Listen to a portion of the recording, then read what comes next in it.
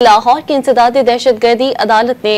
9 मुकदमात में अलीमा खान और इस्मा खान की एक दिन की हाजिरी मुआफ़ी की दरख्वास्त मंजूर कर ली। अदालत ने कार्रवाई 12 फरवरी तक मुलतवी कर दी। मज़ीद जानते हैं डॉन न्यूज़ के नुमाइंदे राना बिलाल से। जी राना, बताइएगा दरख्वास्त में क्या मौक़िफ़ इख्तियार किया गया है?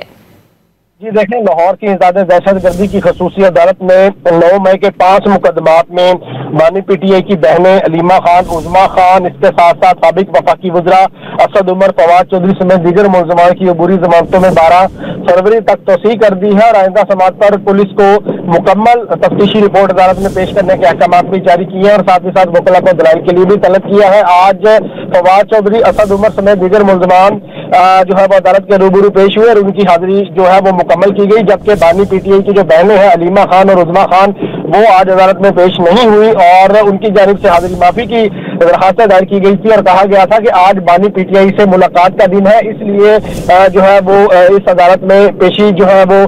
मुमकिन नहीं, इसलिए हाजिरी माफी की दरखास्त मंजूर की जाए। अदालत की जानिब से बानी पीटीआई की बहनों की एक दिन की हाजिरी माफी की दरखास्त मंजूर कर ली गई है और अब आइंदा समात पर दोनों को अदालत की जानिब से तलब भी किया गया है और 12 फरवरी को अदालत ने तमाम मुलज़मान को भी तलब कर लिया है और साथ ही साथ वकला को भी दलाइल के लिए तलब कर लिया है। राना बिलाल तफसीलात से आगाह कर रहे थे, शुक्रिया।